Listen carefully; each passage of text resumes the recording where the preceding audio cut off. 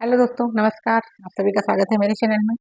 तो आज फिर उपस्थित हूँ आप सभी लोगों के सामने एक सच्ची कहानी लेकर के, जो कि फतेहपुर जिले की है कहानी है। और एक सच्ची कहानी जिसमें पैसों की भूख इतनी बढ़ जाती है कि अपना खून भी पैसों की भूख की वजह से अपने खून को मारने के लिए संकोच नहीं करता है और रिश्तों को शर्मसार कर देता है। आज की दुनिया में पता नहीं क्या हो रहा है कि जितना भी हम ज़्यादा सोच सकते हैं, उससे कई भी ज़्यादा मतलब उससे कई गुना ज़्यादा इसमें गंदगी होती है जो हम सोच भी नहीं सकते, इमेजिन भी नहीं कर सकते। और जब ऐसी घटना हमारे सामने आती है तो हम सोचते हैं कि क्या ऐसा भी हो सकता है। तो चलिए कहानी शुरू करते हैं। अगर कहानी आपको अच्छी लगे तो एक लाइक करिएगा, चैनल पहली बार है तो सब्सक्राइब करिएगा। एक सब्सक्राइब और आपका एक लाइक हमें बहुत मोटिवेट करता है चीज़ों को लाने के लिए और आप तक पहुंचाने के लिए और आपको अवेयर करने के लिए। इन कहानियों को सुनाने का सिर्फ एक मकसद होता है कि आप आने वाले जो अगर ऐसी परिस्थिति कभी आपके सामने आती है तो आने वाली समस्या से आप पहले से अवगत हो जाएं और अवेयर हो जाएं। बस इन कहानियों को सुनाने का सिर्फ इतना ही मकसद होता है और आप इन कहानियों को सुन करके थोड़ा कुछ सीखते भी हैं और पहले से ही किसी समस्या को आने से पहले ही उस समस्या को समझ सकते हैं और उसका निवारण कर सकते हैं। तो चलिए कहानी शुरू करते हैं। दोस्तों, ये कहानी एक ऐसे माँ बेटे की है और पूरे परिवार की है, जिस परिवार में दो बेटे होते हैं और माँ होती है और पिता होते हैं।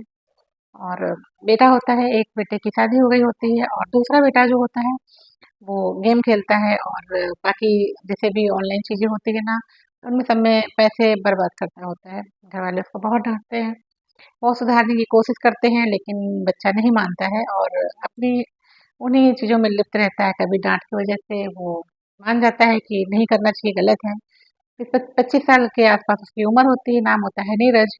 और नीरज जो है कि पढ़ाई-लिखाई में भी अच्छा नहीं होता है, काम-काज भी अच्छे से नहीं करता है, घरवाले उससे बहुत परेशान रहते हैं। पिता भी उसको बहुत समझाते हैं कि देखो, अगर काम-काज नहीं करोगे तो तुम्हारी आगे की लाइफ कैसे चलेगी?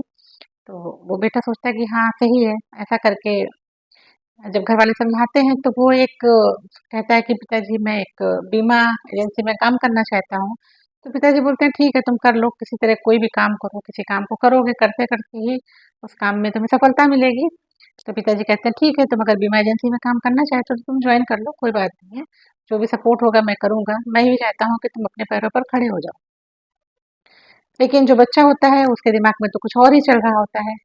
तो वो एक बीमा कंपनी जॉइन करता है, खुद नहीं जॉइन करता है, अपने दोस्त के साथ मिलता है और घर वालों को ये बताता है कि मैंने बीमा कंपनी ज्वाइन की हुई है। कुछ दिन बाद, करीब 6 महीने बाद, वो अपने पिता के पास आता है और बोलता है पिताजी मैंने बीमा कंपनी ज्वाइन की हुई है और जैसे कि बीमा कंपनी में हम लोगों को काम देना होता है तभी उसका कमीशन होता आता है और हम लोग को तभी पैसे मिलते हैं। तो पिताजी बोलते हैं तो हाँ, अच्छी बात है, काम करो आप, तभी आपको जो है पैसे मिलेंगे। सर्वाइव ज़िंदगी जीने के लिए पैसों की बहुत ज़रूरत पड़ती है, तो आप काम करो अपना। तो कहता है पिताजी अभी मुझे कोई क्लाइंट मिल नहीं रहा है जिस मत का कि मैं बीमा कर सकूँ और मुझे एक टारगेट होता है, हर मंथ का एक टारगेट होता है, उस टारगेट को पूरा करना होता है। नहीं तो टारगेट पूरा नहीं होगा तो जो हमारा कमीशन है वो कमीशन हमको नहीं मिलेगा और जो मुझे आगे बढ़ना है उस बढ़ने में भी मुझे थोड़ी-सी तकलीफ़ होगी।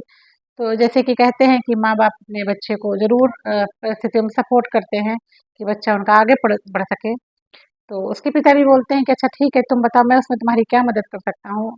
तुम मुझसे क्या चाहते हो? तो वो बस इतना बोलता है, कहता है कि पिताजी मैं सिर्फ़ आपसे इतनी मदद चाहता हूँ कि बीमा कंपनी में आप अपना और माँ का बीमा करा लीजिए।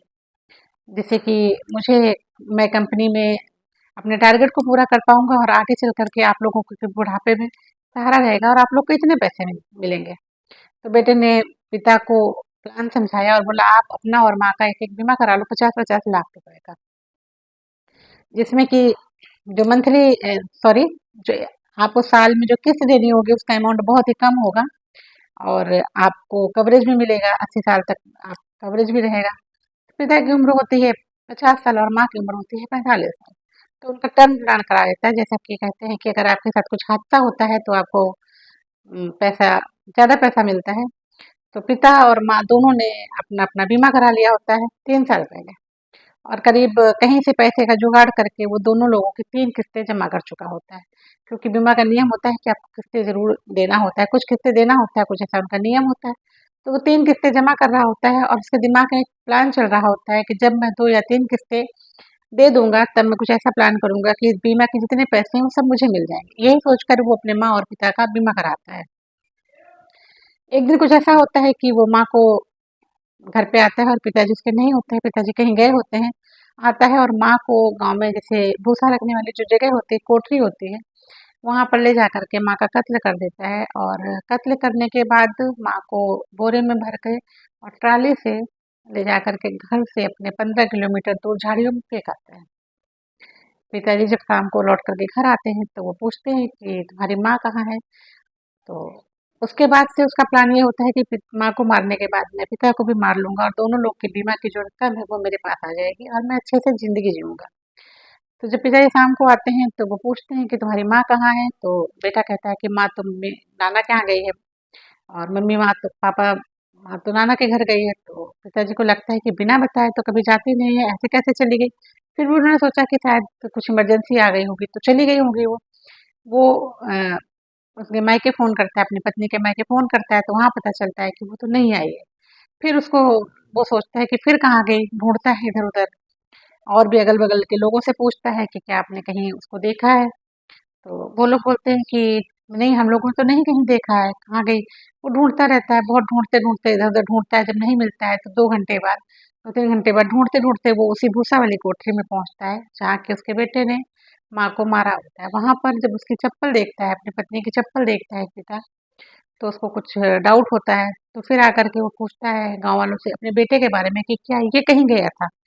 तो वहाँ पे कुछ लोगों ने बताया कि अभी आपका बेटा ट्रैक्टर ट्राली लेकर के और गाँव से बाहर उधर जाते हुए देखा गया था।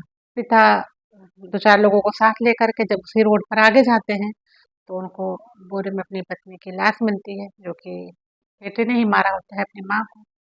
पिता फिर पुलिस में जाते हैं और एफआईआर करते हैं। तो आजकल के रिश्तों की कोई वैल्यू ही नहीं रह गई है, जितना बेटा अपनी माँ का कत्ल कर दे रहा है, माँ अपने पुत्र का कत्ल कर दे रही है। सारे रिश्ते ऐसे शर्मसार हो रहे हैं दोस्तों आज की लाइफ में कि समझ ही नहीं आता है कि रिश्ते पे भरोसा किया जाए। चलिए, आपको कहानी कैसी लगी?